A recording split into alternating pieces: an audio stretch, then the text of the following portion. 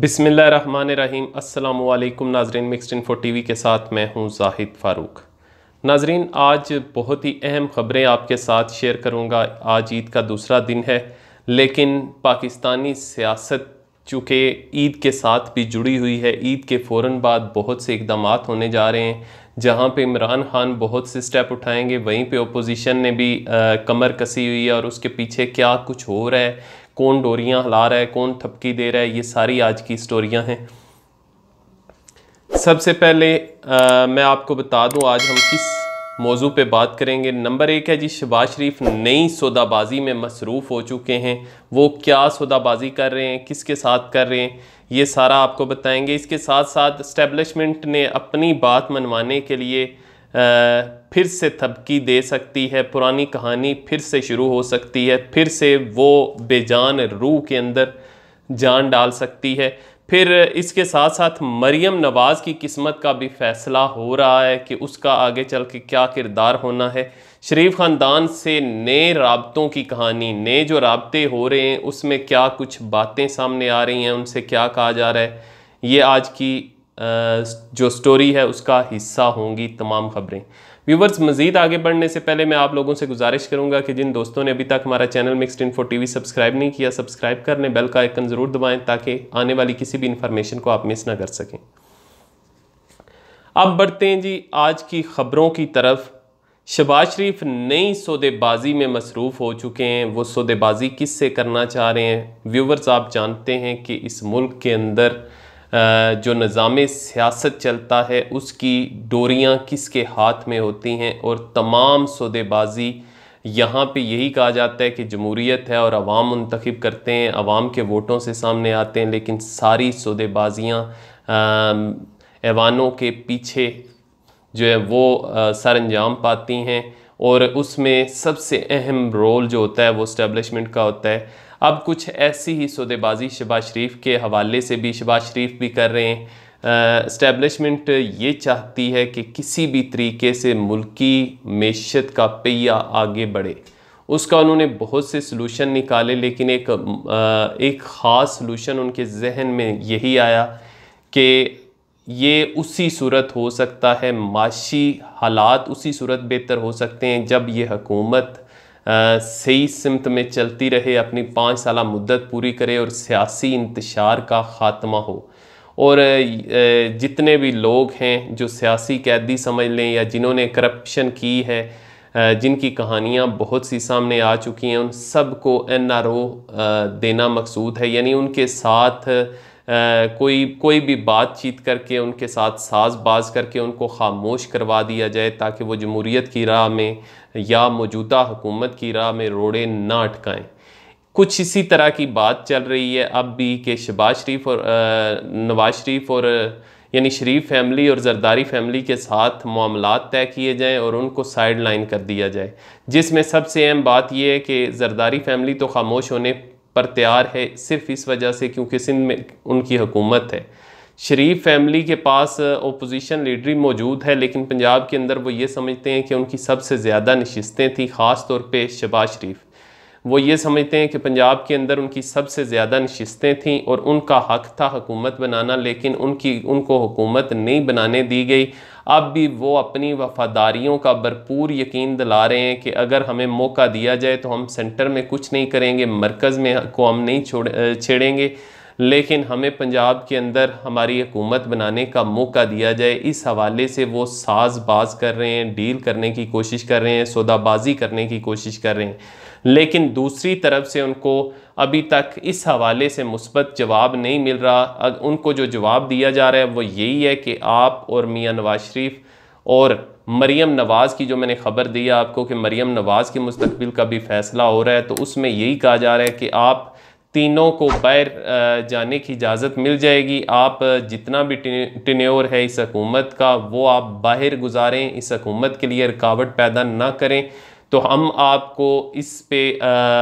यानी किसी भी तरीके से आपको ये मुमकिन बना देंगे इस डील के नतीजे में। जबकि शहबाज शरीफ कुछ ज़्यादा हासिल करना चाहते हैं, हमेशा से उनकी यही ख्वाहिश होती है कि कुछ अगर जब उनको कुछ मिलना शुरू हो तो वो कुछ ज़्यादा के चक्कर में होते हैं। यहाँ पे ये अब सारे मामलात के अंदर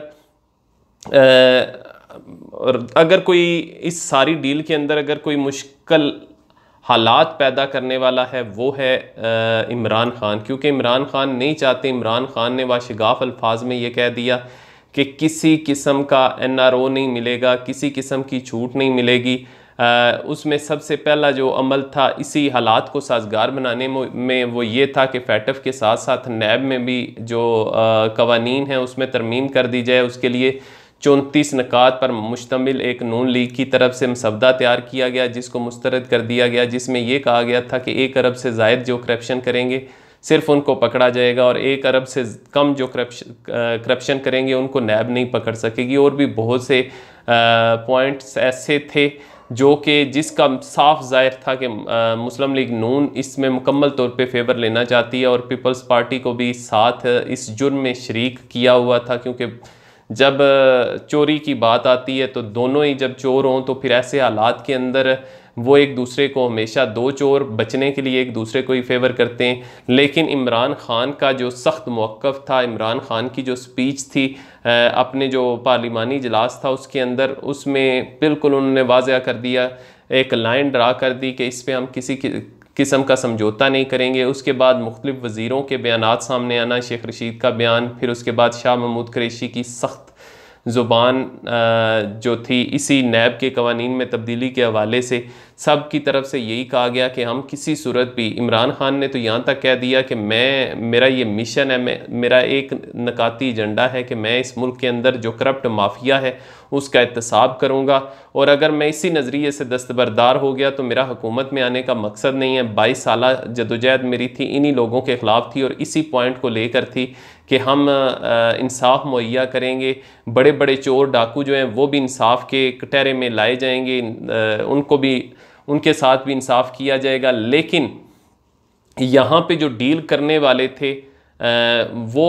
अगर ये दोनों पार्टियां मान जाती हैं तो उन्होंने एक तीसरा हथियार भी रखा हुआ है कि इमरान खान को किस तरीके से राज़ी करना है। उसके लिए उनके लिए ज़्यादा मुश्किलात नहीं है। वो जो उन्होंने तीसरा ऑप्शन रखा हुआ है वो ये है कि मौलाना फजलुर रहमान को थपकी देना, और थपकी दे भी दी गई है। और मौलाना फजलुर रहमान को ये कहा गया है कि आप मिलकर तैयारी करें। और पिछले जो, अगर हम माजी में थोड़ी सी नज़र दौड़ाएं, माजी करीब के अंदर, तो मियां नवाज शरीफ का बाहर जाना, आसफ जरदारी का छूटना, फिर ये सारे मामलात जितने भी हुए उसमें मौलाना फजलुर रहमान का अहम किरदार था। मौलाना फजलुर रहमान ही की वजह से मुस्लिम लीग नून भी ये मान चुकी है कि उनको बाहर जाने का जो हुकूमती फ़ैसला था, उसी वजह से वो जो दबाव था, उनका जो धरना था, उसकी वजह से सख्त फ़ैसले लेने पड़े। अब इन हालात के अंदर भी मौलाना फजलुर रहमान को थपकी दे दी गई है, लेकिन इसका मकसद कतन ये नहीं है कि हुकूमत को गिराना मकसूद है, बल्कि इस थपकी का मकसद ये है कि इमरान खान को अपने मौक़िफ़ से हटाना है, और जो मामलात तय पाए हैं या पाने तय करने की कोशिश की जा रही है उसकी राह में कोई भी रुकावट हायल ना हो, और जैसे वो चाहते हैं वैसे ही मामलात आगे बढ़ें, और इन लोगों को, मरीम नवाज़, शहबाज शरीफ को भी बाहर जाने की इजाज़त दे दी जाए, ताकि यहाँ पे किसी किस्म का हुकूमत के लिए मुश्किलात पैदा करने वाला कोई ना हो। और इसके साथ साथ जरदारी को खामोश करवा दिया जाए, और वो सिंध हुकूमत उनकी चलती रहे, और वो जो भी उससे फ़वाइद हासिल करना चाहते हैं वो फ़ायद हासिल करते रहें। ये सारा प्लान है जी। और इसके लिए अगर मौलाना फजलुर रहमान मैदान में आते हैं तो आप समझ जाइए कि इमरान खान बिल्कुल अपनी जगह पे डटे हुए हैं। वो किसी सूरत भी शहबाज शरीफ और मरीम नवाज़ को बाहर नहीं जाने दे रहे, और वो उन बासर हलकों की जानिब से जो प्लानिंग की गई है उसकी राह में सबसे बड़ी रुकावट है, और उस रुकावट को दूर करने के लिए ये एक ऑप्शन इस्तेमाल हो सकता है। दूसरी चीज़ ये, एक ख़बर दी शरीफ ख़ानदान से राब्तों की कहानी, ये हामिद मीर की तरफ से बहुत बड़ा इंकशाफ किया गया है कि शरीफ ख़ानदान के साथ नए राब्तों की कहानी सामने आई है, जिसमें शरीफ ख़ानदान से माजरत की जा रही है। उन्होंने कहा कि मेरी मुलाकात हुई मुख्तलिफ शरीफ ख़ानदान के लोगों से, और उनकी तरफ से मुझे बताया गया कि उनके साथ उनको मैसेजेस दिए जा रहे हैं कि आपके साथ बहुत ज़्यादती की गई है, हम उसका इजाला करने के लिए तैयार हैं, लेकिन थोड़ा सा आप इंतज़ार कर लें। और इसके साथ साथ ये भी कहा गया है उनको कि अगर आप इंतज़ार करते हैं तो हम इस बहुत ही बेहतर आपके लिए इक़दामात हो सकते हैं आने वाले वक्तों में। लेकिन दूसरी तरफ हामिद मीर की तरफ से ये कहा गया है कि दूसरी तरफ मुस्लिम लीग नून के अंदर फारवर्ड ब्लॉक बनाने की भी कोशिश की जा रही है। अगर फारवर्ड ब्लॉक मुकम्मल तौर पे बन जाता है और बहुत से अरकान उसमें शामिल, अभी तो कुछ अरकान हैं और मज़ीद अरकान शामिल हो जाते हैं, तो मुस्लिम लीग नून ये सवाल उठा सकती है उन बासर हलकों से कि ये हजूर क्या है, आप एक तरफ तो हमसे वो जो हमारे साथ ज़्यादतियाँ हुई उनका ज़ाला करने की बात कर रहे हैं, दूसरी तरफ हमारे ही जो लोग हैं हमारा उनको तोड़ के फारवर्ड ब्लॉक बना रहे हैं। तो ऐसी सूरत हाल में मुस्लिम लीग नून का स्टांस जो है वो बिल्कुल डिफरेंट हो सकता है। और मौलाना फजलुर रहमान के धरने के साथ ये अहमद मीर का जो इंकशाफ है वो व्यूवर्स मैं आपको बता रहा हूँ, मैं अपना हवाले से तजिया बयान कर चुका हूँ ये सारी सूरत हाल के अंदर। तो ऐसी सूरत हाल में मियाँ शहबाज शरीफ जो है फारवर्ड ब्लॉक बनने की सूरत में, फारवर्ड ब्लॉक के खुलकर सामने आने की सूरत में वो गिले के तौर पर मौलाना फजलुर रहमान का भरपूर साथ दे सकते हैं और मौलाना फजलुर रहमान के एहतजाज में मुकम्मल तौर पर शरीक हो सकते हैं। लेकिन व्यूवर्स ये भी एक हकीकत है, ये तो हामिद मीर की तरफ से ये सारी स्टोरी बयान की गई, लेकिन दूसरी तरफ ये भी हकीकत है कि मौलाना फजलुर रहमान के अगर ये आगे बढ़ता है सिलसिला, लेकिन मैं आपको ये भी बताऊं कि इमरान खान बड़े किस्मत के धनी हैं वो इस हवाले से कि मौलाना फजलुर रहमान जो एजेंडा लेके आए हैं वो उनका एजेंडा ये है कि पूरी असम्बलियाँ जो हैं वो ख़त्म कर दी जाएँ, घर भेजा जाए सबको, और सूबाई जो हुकूमतें हैं वो भी ख़त्म हो, मरकज़ी हुकूमत भी ख़त्म हो, और उसके बाद नए फ्रेश इलेक्शन करवाए जाएं। लेकिन पीपल्स पार्टी इसके लिए आमादा नज़र नहीं आती। पीपल्स पार्टी ये सोचती हुई नज़र आती है कि अगर नए इलेक्शन होते हैं तो उनके पास तो हुकूमत सिंध के अंदर है, लेकिन उनका ये भी चांस नहीं बनता कि आगे वो मज़ीद किसी सूबे में हुकूमत बना सकें या मरकज़ में हुकूमत बना सकें, क्योंकि उनके पास उम्मीदवार नहीं है। तो उनको ये नज़र आता है कि इस खेल के अंदर उनके जो हिस्से में आएगा वो सिर्फ खोना ही खोना हो सकता है, हासिल करना नहीं हो सकता। क्योंकि अगर सिंध की हुकूमत ही उनको दोबारा मिलती है तो फिर इसका मतलब है कि उन्होंने कुछ भी हासिल नहीं किया, वो अपनी पोजीशन पे खड़े रहे। और दूसरी तरफ अगर सिंध की हुकूमत भी नहीं मिलती तो फिर इसका मतलब है कि उन्होंने लॉस किया है, अपना जिस पोजीशन पर थे उसको भी उन्होंने हार गए हैं वो भी। इस वजह से पीपल्स पार्टी अलग थलग नज़र आती है। दूसरी तरफ मुस्लिम लीग नून की नीयत पर भी उसको शक है कि मुस्लिम लीग नून ऐसा ना हो कि कहीं दूसरे मुकाम पर जाकर ये डील कर ले और फिर मसाइल, क्योंकि शहबाज शरीफ के हवाले से सब लोग जानते हैं कि ये विकेट के दोनों तरफ खेलते हैं और बड़े खूब अंदाज में खेलते हैं। तो इस हवाले से इसकी नीयत पे शक है पीपल्स पार्टी को, और पीपल्स पार्टी सारे सिस्टम को गिराना नहीं चाहती। दूसरी तरफ मुस्लिम लीग नून के अंदर घर की लड़ाइयाँ इस कदर शदीद हैं कि हालिया जो मुलाकात हुई मियाँ शहबाज शरीफ की बिलावल भुट्टो के साथ, उस मुलाकात का भी जो एजेंडा तय हुआ था वो पहले यही था कि जाती उम्रा के अंदर मुलाकात होगी, और जाती उम्रा के अंदर अगर मुलाकात होती शहबाज शरीफ के साथ तो फिर मरियम नवाज़ चूँकि वहाँ पे मौजूद थी, और मरियम नवाज़ को जब उनके वालिद की तरफ से बताया गया कि यहाँ पे मुलाकात होगी तो मरियम नवाज़ ने ये शर्त रख दी कि अगर ये मुलाकात होगी तो उस मुलाकात में मैं शरीक होंगी और इसके साथ साथ एजेंडा भी मेरा होगा, और जो उस मुलाकात का हिस्सा बनेंगे रहनुमा वो मेरे मुंतखब करदा रहनुमा होंगे। जिस पर शहबाज शरीफ की तरफ से इनकार किया गया। शहबाज शरीफ ने कहा जी कि ऐसा नहीं हो सकता, जिन लोगों को मैं शामिल करूंगा वही लोग उसमें शामिल होंगे और मरियम नवाज़ उसका हिस्सा नहीं होंगी, जिसकी वजह से आखिरी वक्त पे ये मुलाकात जाती उम्रा की बजाय शहबाज शरीफ का जो मॉडल टाउन वाला घर है वहाँ पे हुई। और ये चीज़ें सारी बताती हैं कि मुस्लिम लीग नून की जो पार्टी है उसके अंदर भी बहुत ज़्यादा इंतशार मौजूद है, और वो किसी सूरत भी इस हुकूमत को घर भेज के ऐसे हालात में जब मरियम भी गैर फ़ाल हो और मियाँ नवाज शरीफ का भी कोई किरदार ना हो, तो वो नहीं चाहते कि शहबाज शरीफ बिल्कुल इस पार्टी को मुकम्मल तौर पर संभाल लें। इस वजह से मियाँ नवाज शरीफ जो है वो किसी सूरत भी इजाज़त नहीं दे रहे कि कोई ऐसी तहरीक चलाई जाए फौरी तौर पर